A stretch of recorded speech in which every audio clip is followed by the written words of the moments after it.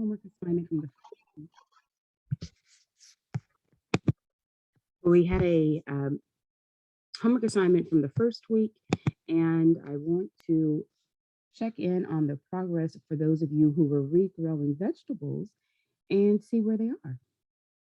So I know that someone shared their greens that they were growing, their lettuce rather, they were growing, and I'd love to get a progress update and see if any of you joined in last week to try to regrow any of those veggies.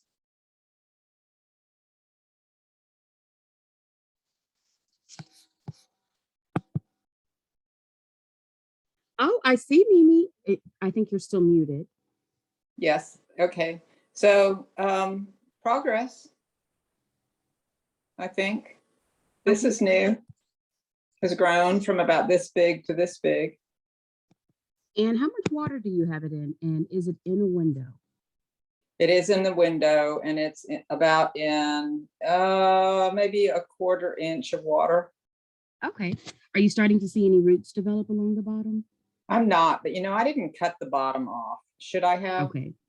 No, you can actually leave it like that, because as it sits in the water, that base is going to actually start to deteriorate, and you'll see additional roots growing.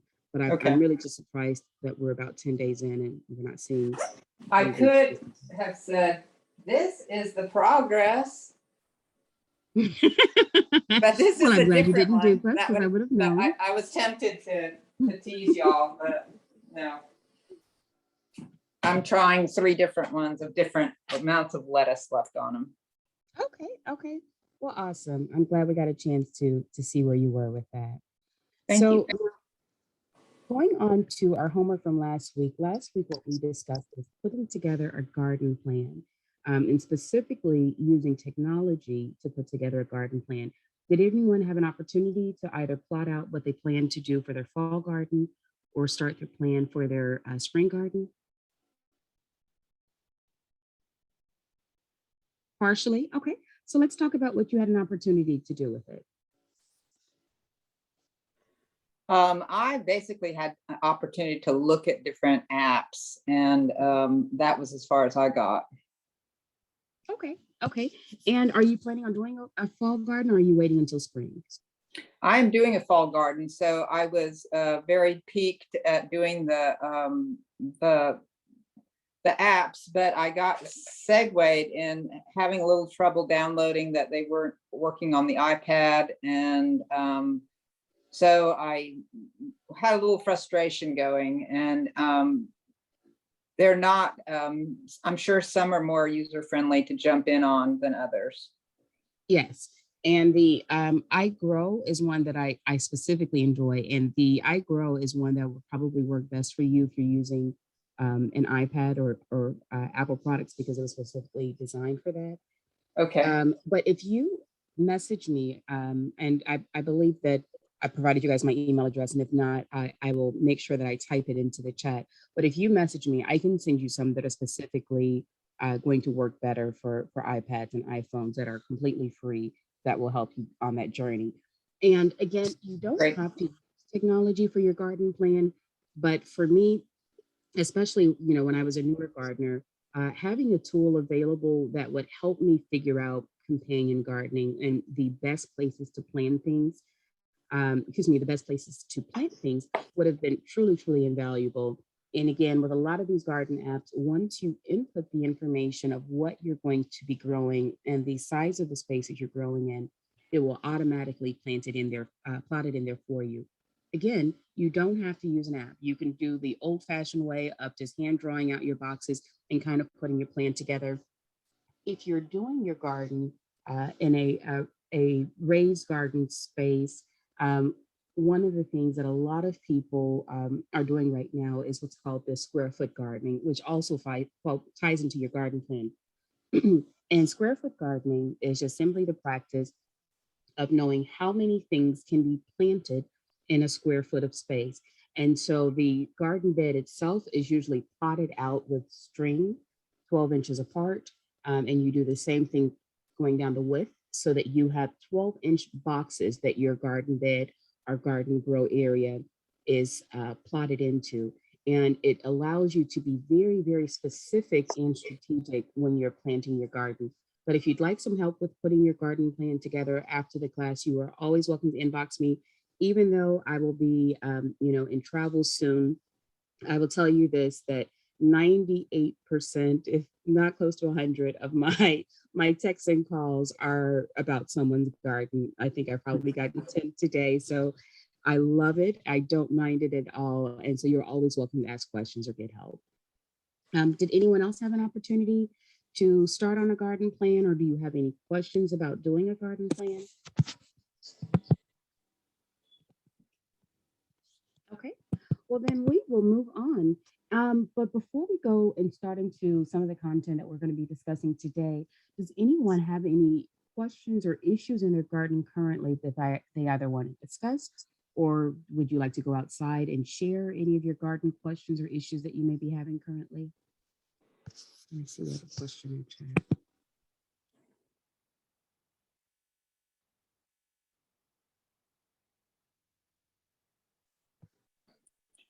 Okay. Hi, this is Sharon. I have a question.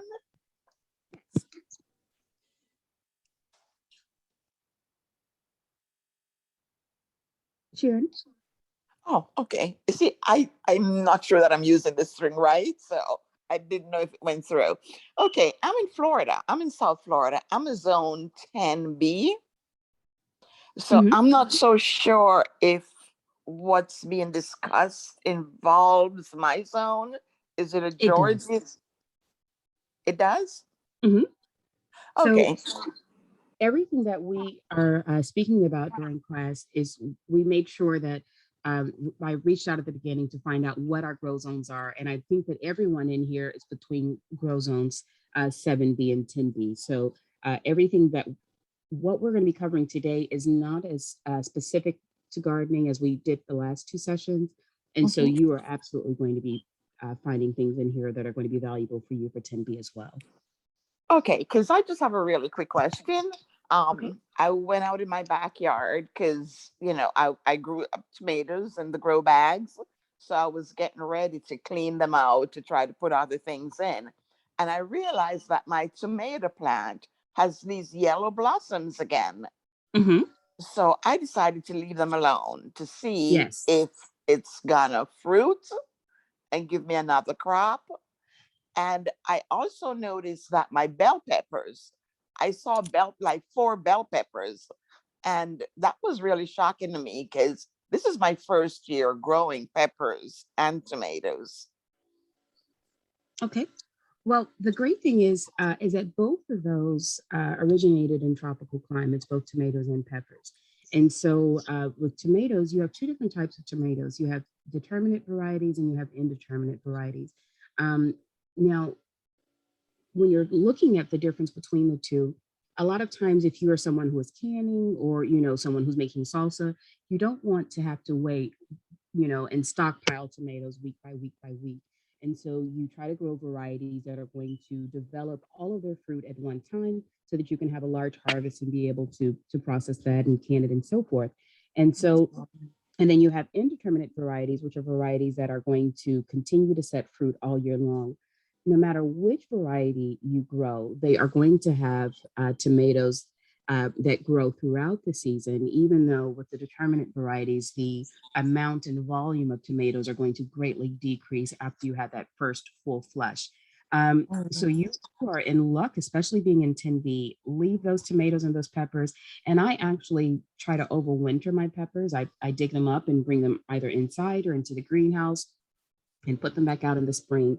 But in 10B, you can probably leave your peppers out pretty much year round. You may have a couple of days where you have frost that they could be covered, but I wouldn't be pulling them.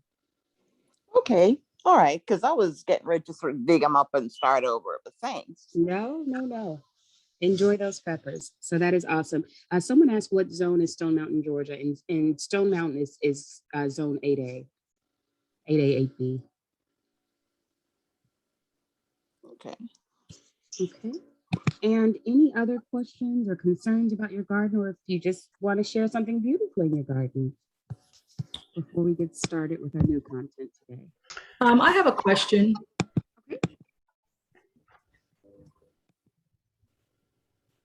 I'm very novice to learning how to garden, very basically just learning.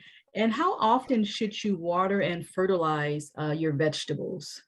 I'm in Okay. California. You're in California, so you're probably in zone either 9B or 10A. What part of California? Like Los Angeles area? Okay. Okay. Then you're probably 9B. So for anytime you're talking about watering your gardens, this is always a subject that is I always leading question is, are you mulching your plants or not? Because whether or not you mulch your plants is also going to determine how frequently you should be watering your plants. Um, I am not. okay, so if you have bare soil, which is always going to increase the amount of water that you need. Most plants need 1 to 3 inches of water per week.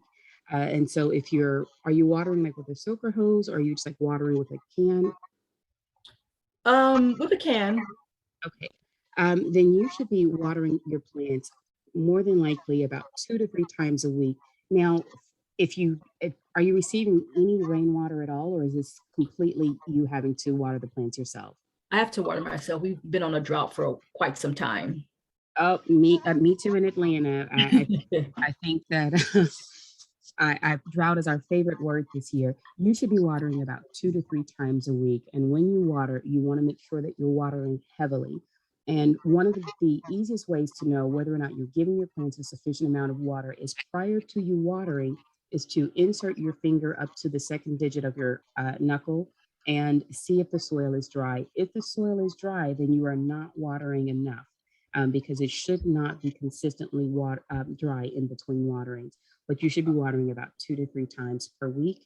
And again, you want to make sure that you're trying to do a slow, deep water. A lot of times, especially when we're hand watering, it's easy to kind of just want to dump the water, and that water is going to go through very, very quickly, especially if you're doing raised beds or pots. So if you have an opportunity to kind of like prop your watering can or put your watering hose on very low and leave it for 10 to 15 minutes, you're going to have a lot more success with watering versus you just trying to get through it as quickly as possible.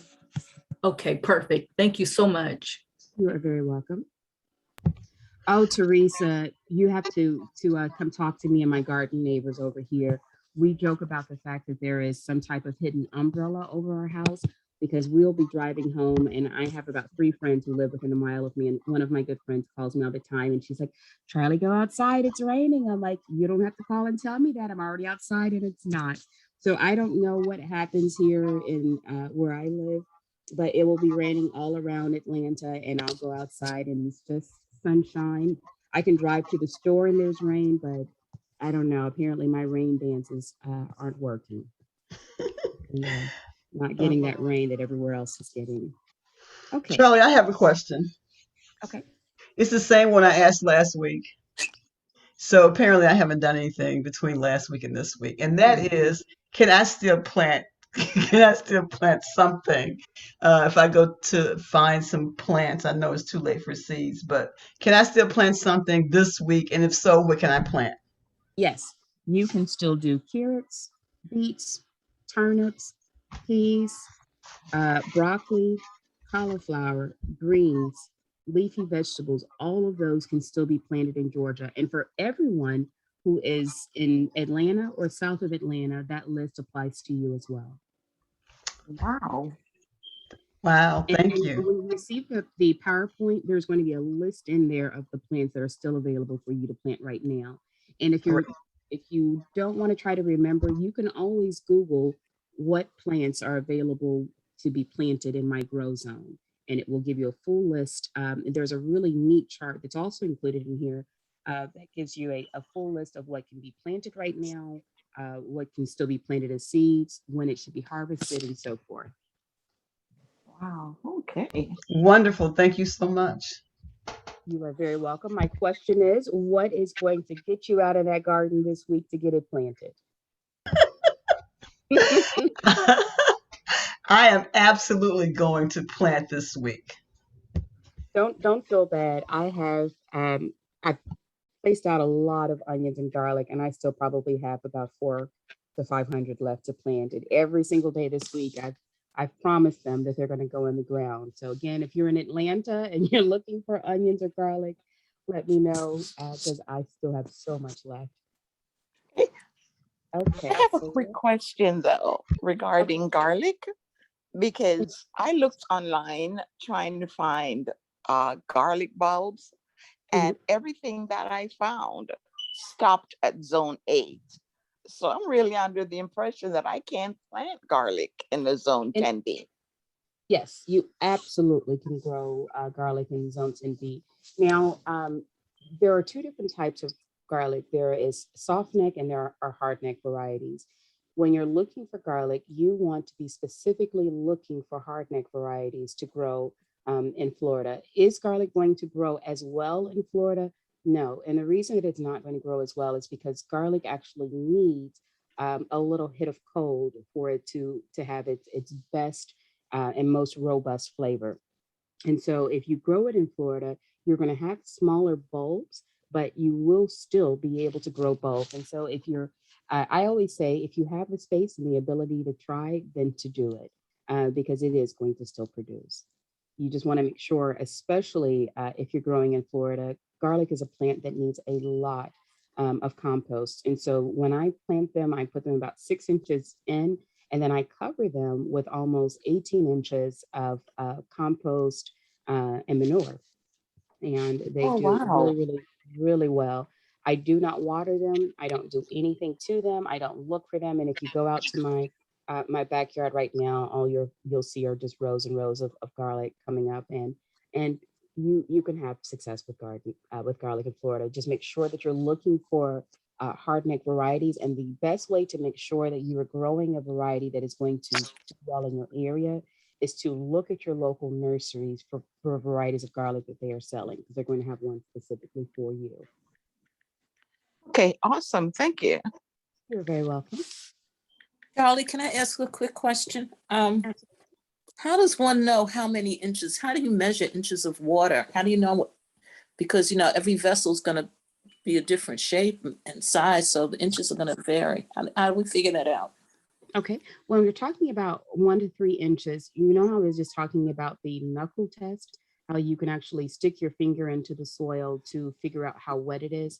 There is Mhm. actually a meter that you can use, or you can literally just count the time. So for 1 to 3 inches of watering, for about every 5 minutes of water that you apply, that is about an inch of water that you are placing on the soil.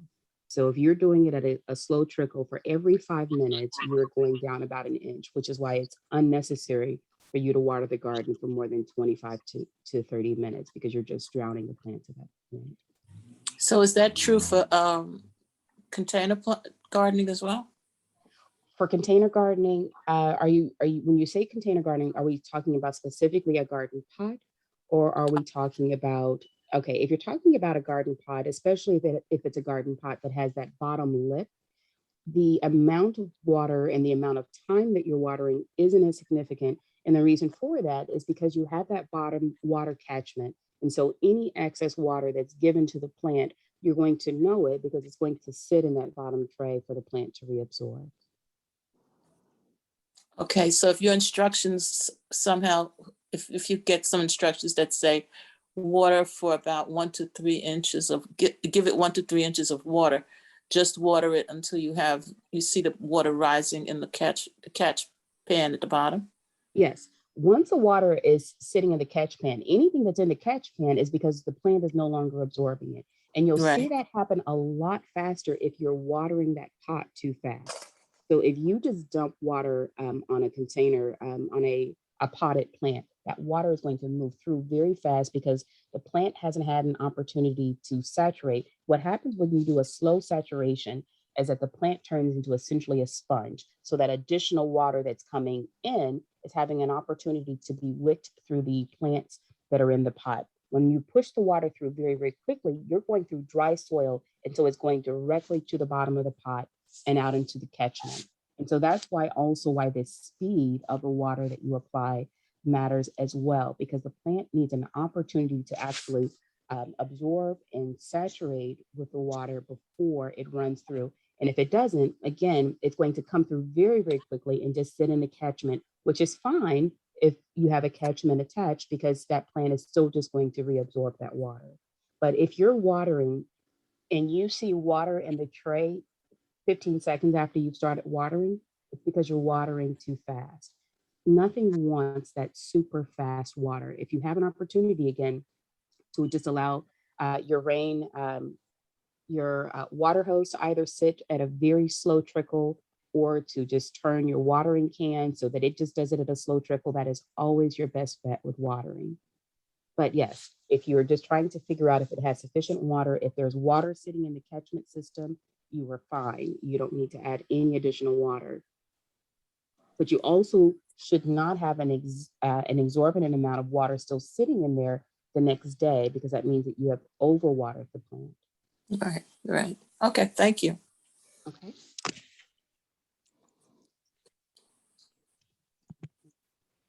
Okay. So I know that we talked last week about growing in smaller spaces. And so I wanted to spend just a bit of time talking about how you can successfully grow on a deck. And there are several ways. I know quite a few of you are already using raised beds. And there are several different types of raised beds that you can do that have a bottom attached. And again, anytime that you're doing a raised bed, you of course are going to have drainage. And so if you have a deck that where you're in an apartment and you have someone directly below you, just remember that as you water or as it rains, that water is going to drain through to your neighbor if you don't, if you have those open slats. So that's one thing to take into consideration. But there are so many things that you can do growing on a deck. Again, you can do the raised beds. One of the things that we make are herb ladders. And so they have a very small profile, but they allow you to do vertical gardening. So this is a ladder that we built for one of our clients. And she's just using it for her herbs, but it's deep enough that we could have put some smaller things in here, like some miniature tomato plants or some cucumbers or so forth. And this ladder itself is about 6 feet tall, but the profile of the ladder is only 2 feet, so it's not going to take up a huge amount of space on your deck. And you can get herb ladders from Wayfair. You can get them from a lot of your big box stores online.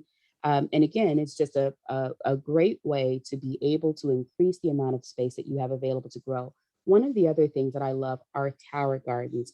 I'm not sure if any of you have ever tried any of the hydroponic systems, but these are fantastic. They are soilless systems that just plug in. And so as long as your deck has access to water, this is one of the systems that I encourage you to look into. It is a bit pricier, but again, you are not having to spend $200 on soil to fill it up. So a lot of the tower gardens will be priced anywhere from like the 150 range upwards, of 700. And so, but these can also be placed indoors. So if you're looking for a way to be able to grow, different vegetables inside of your home, those tower gardens are a great thing to look into. And just a tip, if you find someone who is selling a tower garden and you're interested in purchasing more than one, it is always better to become a free distributor because you receive a 50% discount for most of those systems. So just to keep that in mind. One of the other things that you can use are grow bags. Now, the only thing with using a grow bag is that at the end of the garden season, you want to make sure that you properly clean those out. And by properly clean those out, I mean emptying out the soil and spraying them down with a peroxide mix. And you can buy, and hydrogen peroxide, if that's not in your garden kit, is absolutely one of the things that should be, especially when we're talking about things like bacterial wilt and other fungus that you'll see in your garden. So being able to treat those garden bags with that hydrogen peroxide will make sure that you can continue to use them season after season without having to bring any of the plant diseases that may have resided in there the prior season. Okay. One of the other questions that we had last week was talking about what can I grow in a shaded garden? How many of you have areas in your garden that are fully shaded and it's like, I have no idea what to grow here? Mimi, what do you have growing there right now?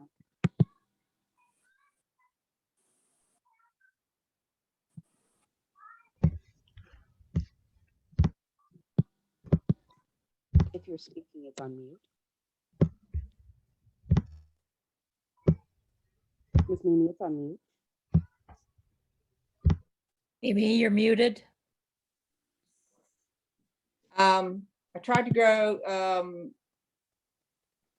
well, I've kind of stayed away from those areas. I did grow some turmeric that continued to do well. Some lettuce. I've kind of, the strawberries are doing so-so. They're kind of gravitating toward the shade because I think of the heat. But so I've kind of avoided planting majorly in the shaded areas because I'm thinking things need more sun. Right. You don't want to waste your efforts. I completely understand that. And let me say this. There are quite a few things that you can grow in a shaded area. There are some things that absolutely should not be. So when we think about things that originated in tropical areas like tomatoes, peppers, okra, all of those plants get very, very large in a very short amount of time. And, you know, a good portion of their growth is based on them getting a sufficient amount of sunlight. So things like that won't necessarily grow well there. But things that suffer in high heat will generally do well in shaded areas. So when you're thinking about like your salad greens, your leafy greens, those things that if you plant them too early, that they'll just very quickly bolt and flower, those will do well in shaded areas. You can also do herbs in those areas. You can do some root vegetables like turnips or beets. All of those can survive. Now, are they going to be as large as if they were in 8 hours of sun a day? No. But are they going to still grow well and still produce? Yes. And so, and especially with the herbs, like I've done mint in areas that wouldn't grow moss, and you know, and the mint took off. And so again, for all of those plants, as long as they have at least 3 to 4 hours of sun, they can still survive. Now, you can also do peas and beans in more shaded areas, peas specifically because peas are a cooler vegetable. But instead of 3 to 4 hours, they really need to have at least 4 to 6 hours of sun in those shaded areas to be able to thrive. So if you have trees where it's more filtered light, as long as they're getting 3 to 4 hours, don't cut those areas off as potential growth spaces. You can still plant some things in those areas as well. And let me see, I see we have a question in the chat. Weeds, Teresa, that's what's growing in your shade garden?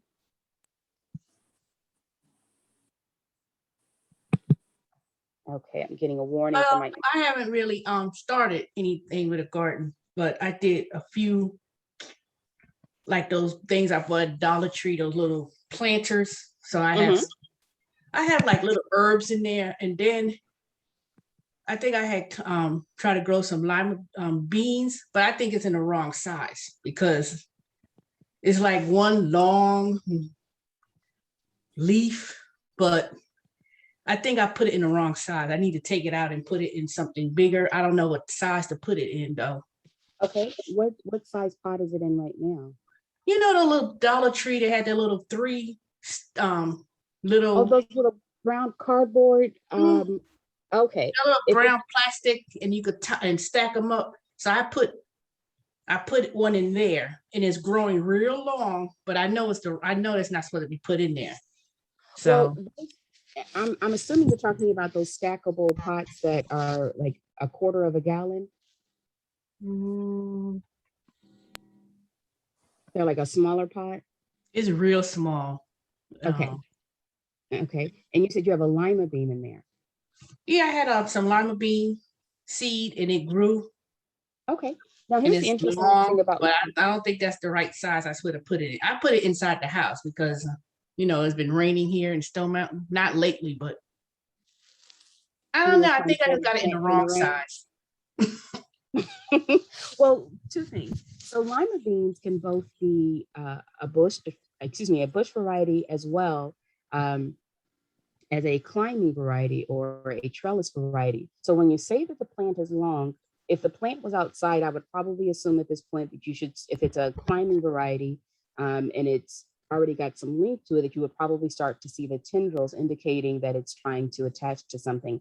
But if it's growing inside and it's grown long, it could be that you have what's called a leggy plant, and without actually being able to see a picture of the plant, if you'd like to go on camera and show it, that might be helpful. Because sometimes when you start plants inside, they do what's called leggy. Like even if you start like tomatoes or peppers inside and they don't have sufficient light, the stem of the plant will get very, very just abnormally long because the plant is reaching for the light.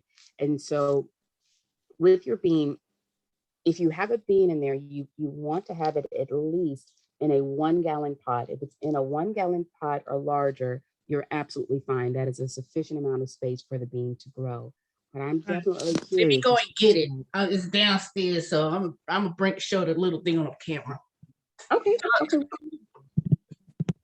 Charlie, Yes.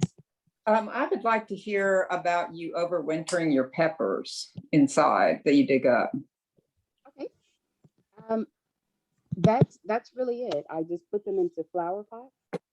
I have them in everything from 1 gallon to 5-gallon flower pots, and then I just bring them in the house. I put them in front of a window for them to get sufficient light.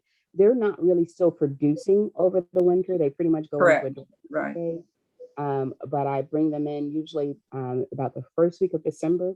Now, mind you, I do about 100 pepper plants every year, so I only bring in about 10 to 15. Right. But the ones that are doing the best, or even some of the ones that are more compact, because I know they won't take up enough, too much space, and my wife won't completely look at me when I, turn it into a full jungle in the kitchen.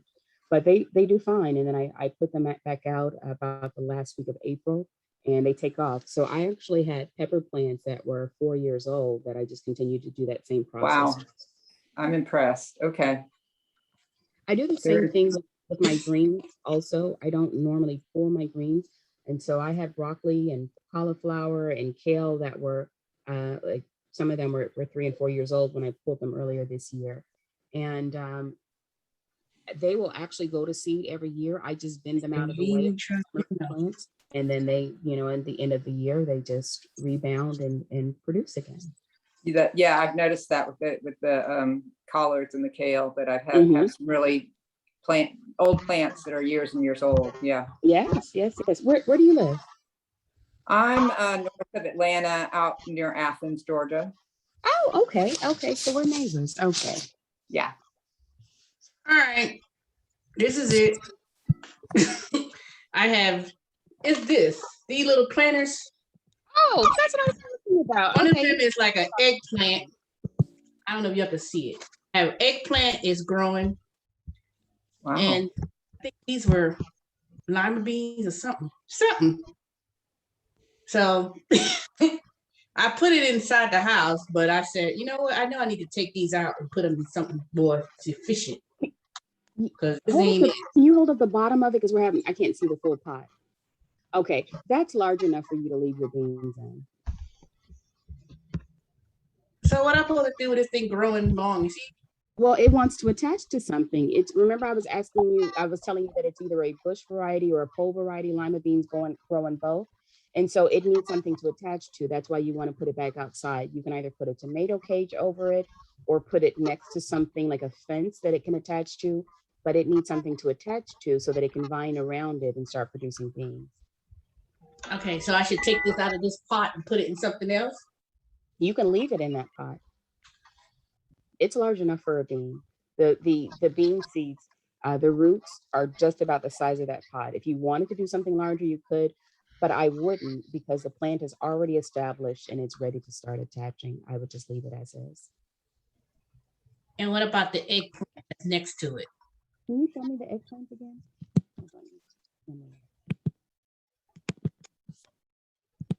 Okay, the pack. Oops, this thing got a hole in it. Shoot. She has like these little leaves. Oh, your little bitty baby eggplant. Yeah. Now, I'm not sure where you are, Teresa, but your eggplant is not going to last much longer.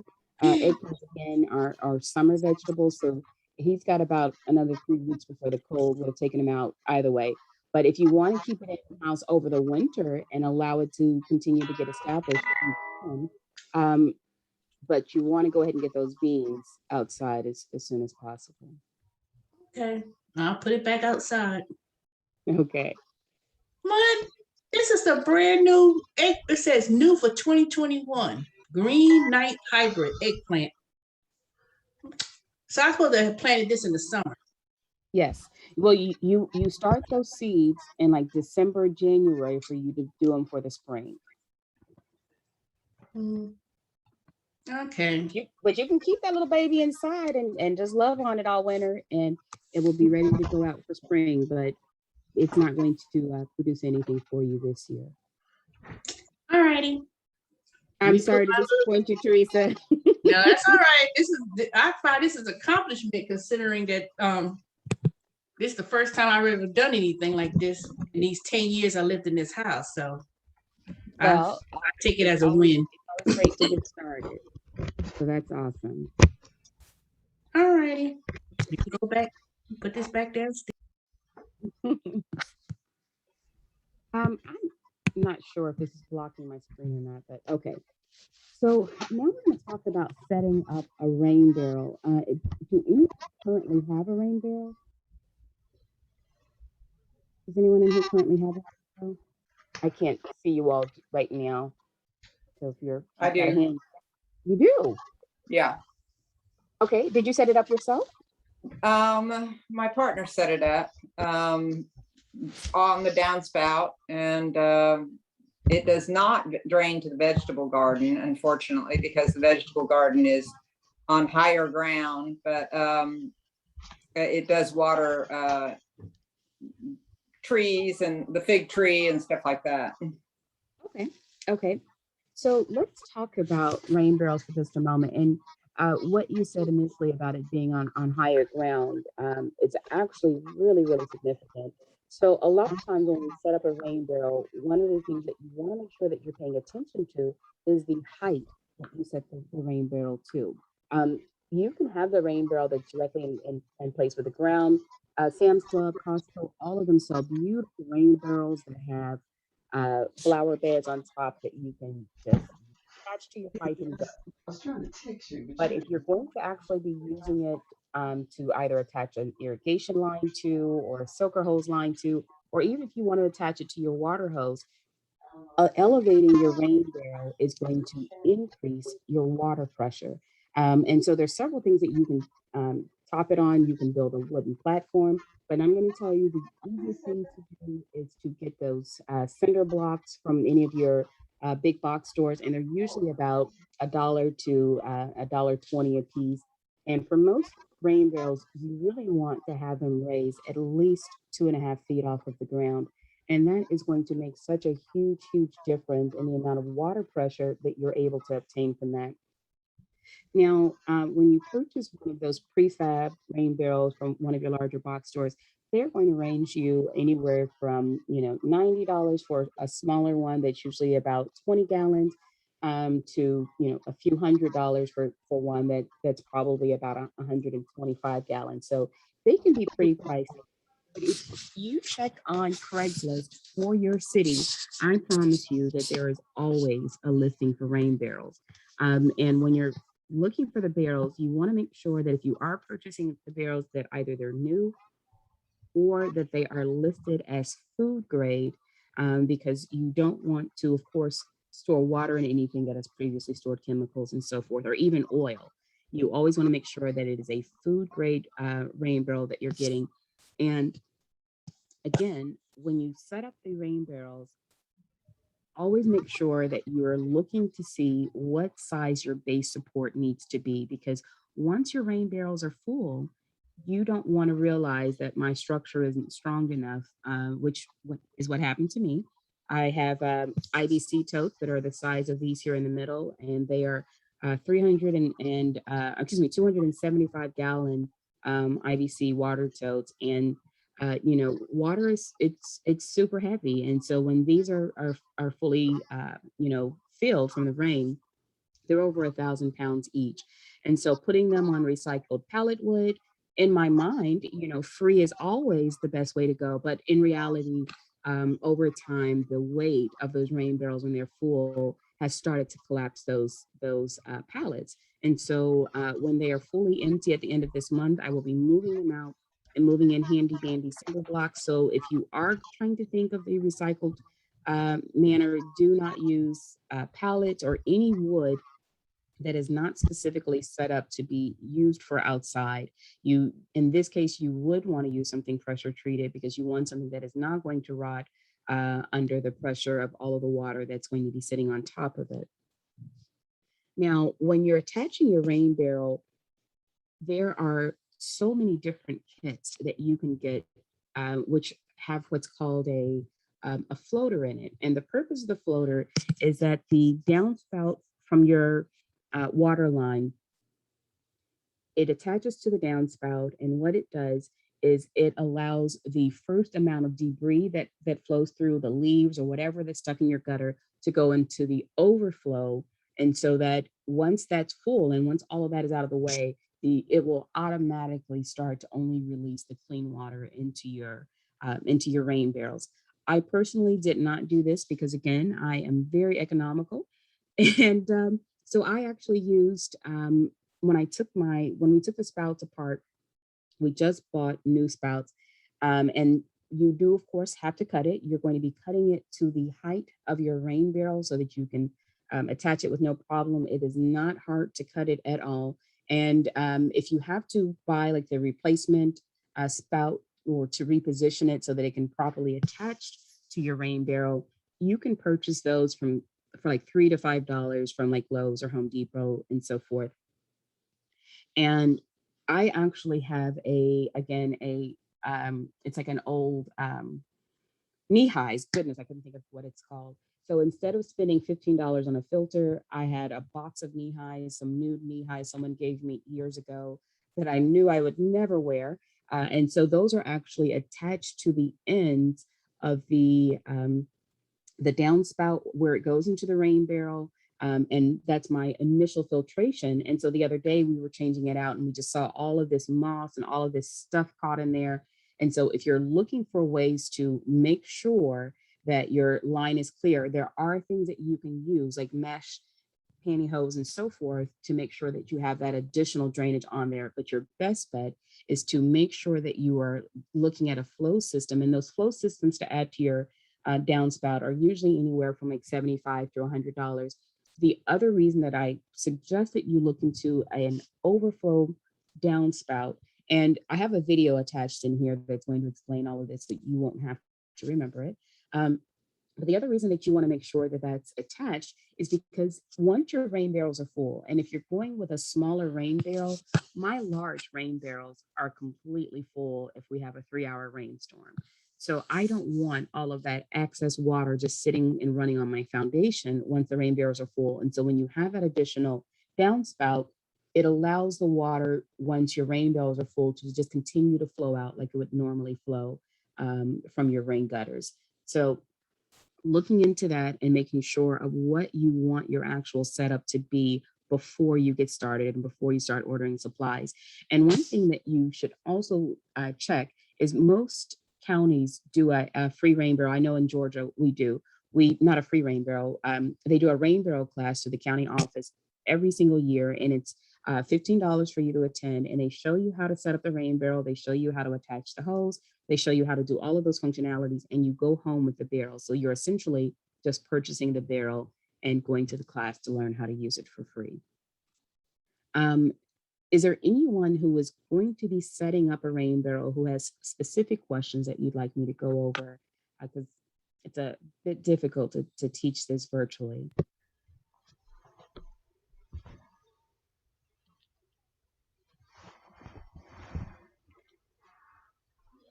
Okay. So again, if you do decide to go the route of a recycled one, the recycled rain barrels, like the smaller ones like this, are about $15. The same ones that you'd be paying from the store for like $100. So again, if you are looking to do it yourself, I promise you it is not difficult at all. And you can find even the IBC water totes, you can find those already set up with a spout, with a water spout attachment and everything.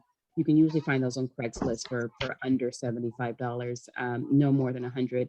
I think I had both of mine delivered. They added the water spouts for me, and I think for all 550 gallons for our water system. I might have paid right at $200 with delivery, and he delivered it almost 45 miles. So he could have charged me anything, and I would have gladly paid.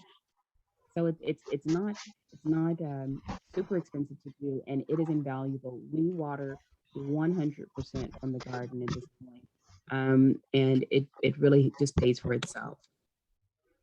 There is a video attached where she is going to actually completely take you through installing it, and she's going to talk about some of those additional steps that I was just going over.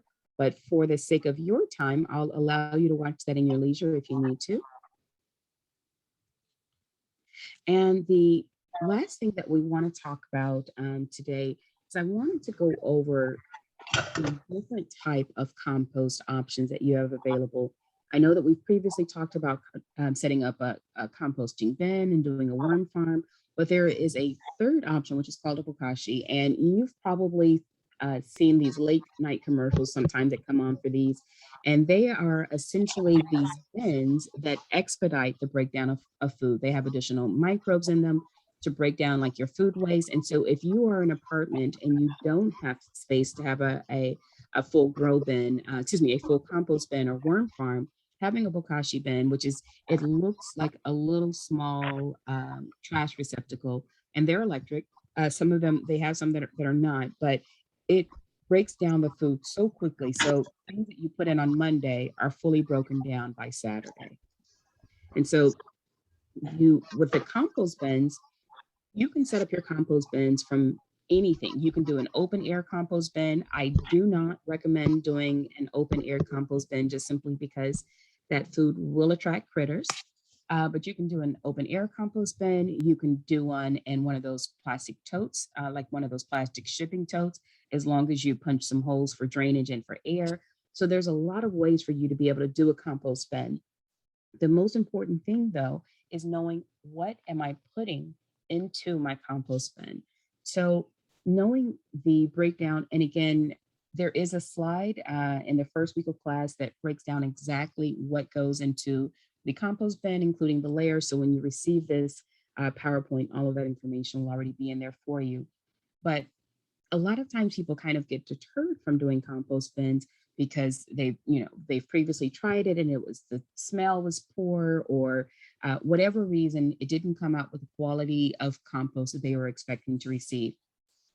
When you're setting up your compost bins, you're adding green for nitrogen, and those are things like your food scraps, your lawn clippings, and then you're also always adding brown things. Anytime you add green, you should always be adding brown. And those are things like your carbon, your newspaper, dried leaves, anything like that is adding brown. And so every single time that you add food scraps into your compost bin or into your compost pile, you should always be adding brown. One, because it gives it an opportunity for the brown to break down the green. And also as a reminder that anytime I'm adding fresh, I should be adding brown. And at that time, you should be flipping it as well. If your compost is 3 to 6 months old and it still looks the same, it's because you are not turning your compost, and you're not paying attention as you're adding in the layers. You don't have sufficient layers in your compost bin to expedite the process of it breaking down.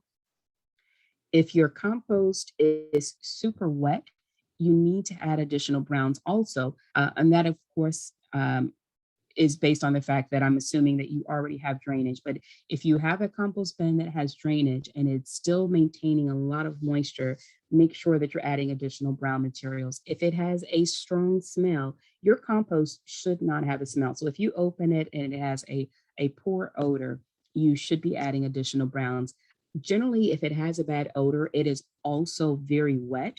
So you don't just want to create just this ball of mud in your compost bin. So paying attention to your moisture level is going to be really, really significant as well. And you'll know that your compost is done because when it's done, it's going to be that black, beautiful, rich compost. And that generally takes anywhere from 90 days up to a year, depending on what you're composting, the size of your compost bin, and so forth. Now, you can have a compost bin that is also a worm farm. And I am a huge supporter of vermicompost, which is again, just earthworm castings or earthworm's poo. And when you do a worm farm, you can have your compost bin turned into a worm farm, or you can buy things like the Worm Farm 360. There's a lot of different worm farms on the market available for you to purchase, but you can do the same thing again by just setting up a simple plastic tote with drainage. You want to put the drainage hose a little bit high because worms that are unhappy will try to escape. And if you have your worm farm, in your home or in your garage, the last thing you ever want to come home to is unhappy worms all over your floor. I can speak from I can speak from personal experience. So make sure that you are again putting drainage in there. They need air for circulation, and you are layering the worm farm the same way that you're layering your compost bin. I don't know why I can't say that word today. Worm farms are wonderful because, again, you're going to get that very nutrient rich compost. And it's also going to produce vermicompost fluid, which is just the fluid that they produce. And that fluid needs to be drained like twice a month.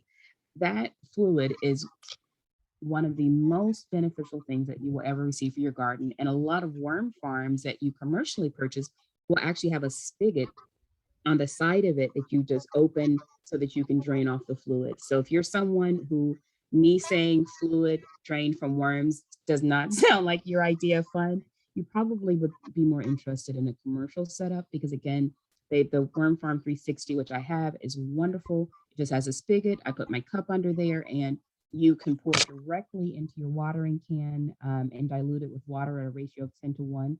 And it is one of the best things you will ever make for your garden.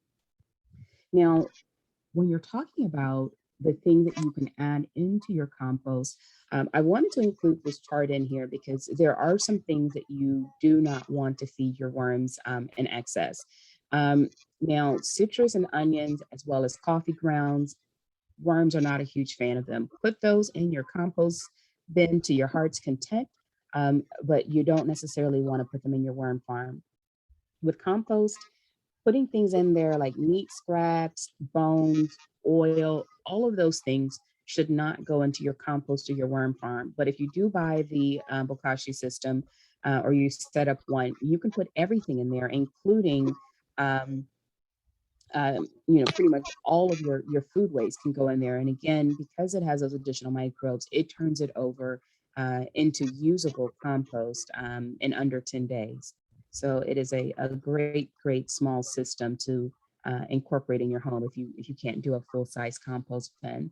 But this chart here is just a very handy way of you to know what you can use in which system. So if you do plan to set up a worm farm, I have one that I have printed out so that I can make sure that all of our food waste that's spread between all of the different animals, that I can make sure that none of those things that shouldn't go into the worm farm.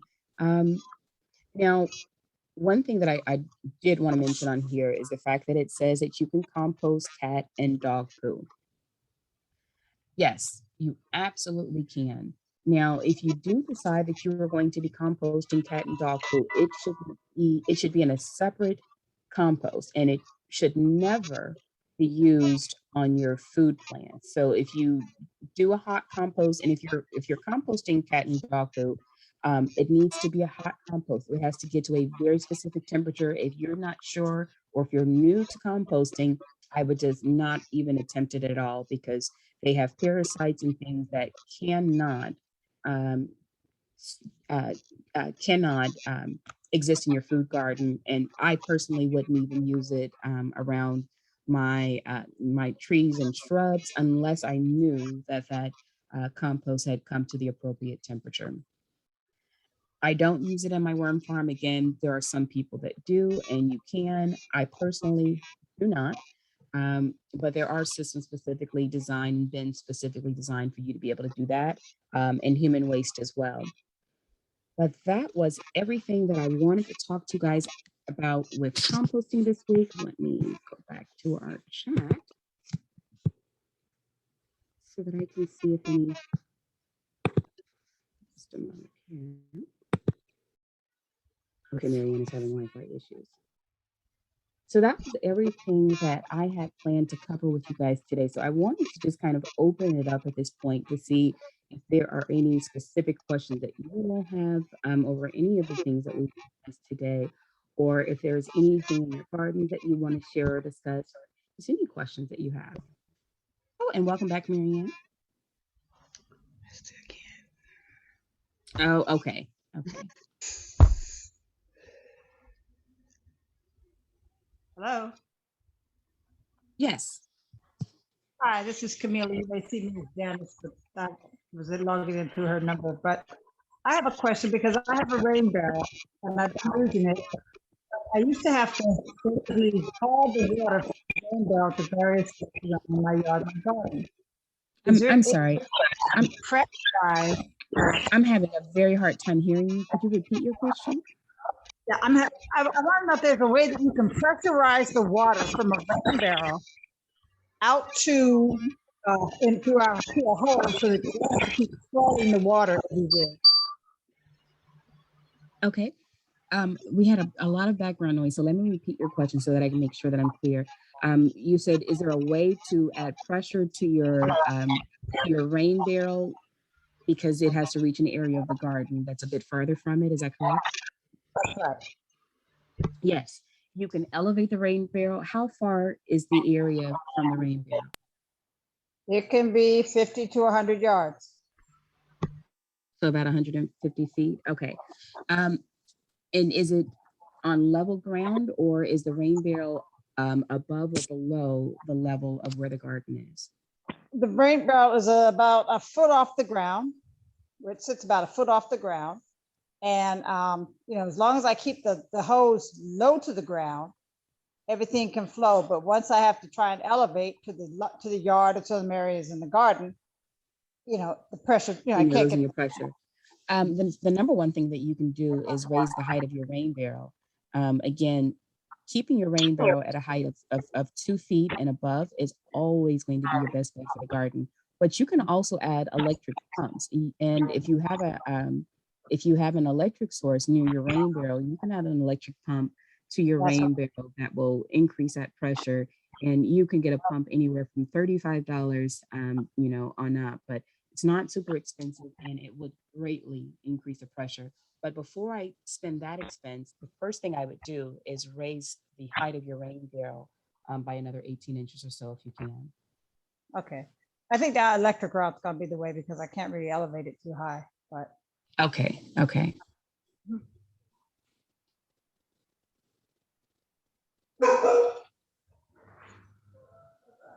Someone's dog had a question. Okay, myself, hold on. Okay, so any other questions or anything else that you all want to discuss before we let go today?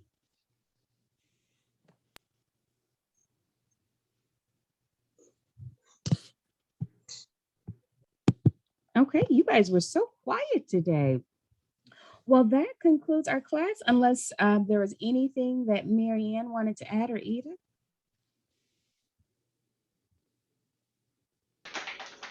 Charlie, I don't know. Marianne was having some issues. Charlie, I don't know if Marianne was able to get back on, but I just wanted to thank you. Thank you on behalf of Zami Nobla for giving us such important information. Thank you so much. I'm sure that everybody enjoyed it immensely. Absolutely. That one. Oh, somebody has, I think Sharon Miller has her hand up. You know, that happened because I am such a novice at this.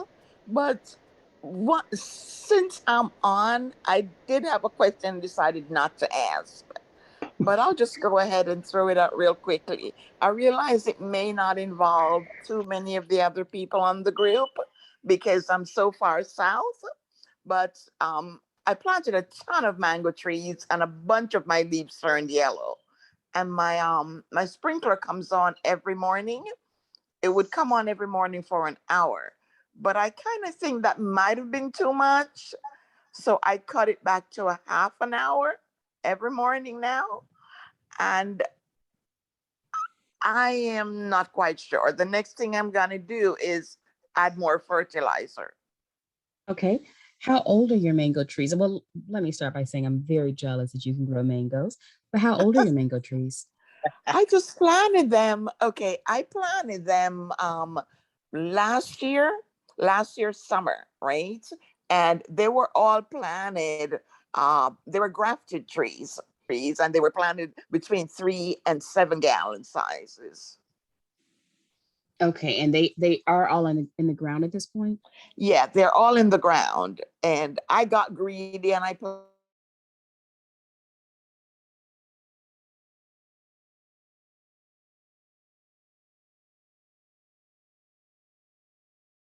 Then afterwards, I realized that that one has joined the yellowing leaves.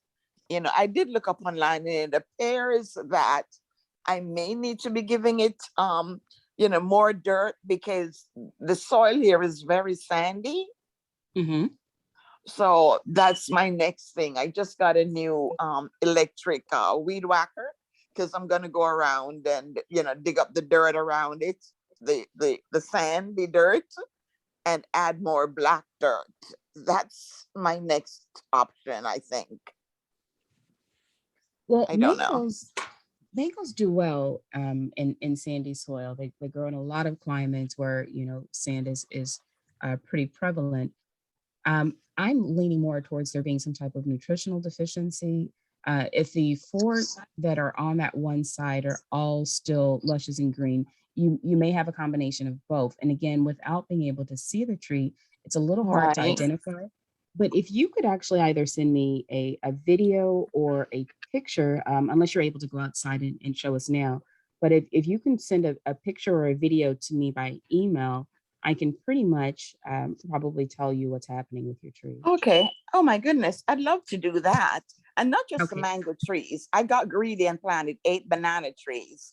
And like the majority of them just seem to not be growing as well. And they have yellowing around the leaves too. So I'm Mhm. probably thinking whatever the problem is in one, it may be the same in the others. So I'll go out and get some pictures or Okay. as well as a video. Okay, wonderful. And I placed my email in the chat so that you can send that over. Okay, perfect. Then I'll get it then. Thank you so much. I'm sorry to have kept you up. Oh, no problem at all. No problem at all. Thank you. And you have a wonderful trip. Stay safe out there. Thank you so much.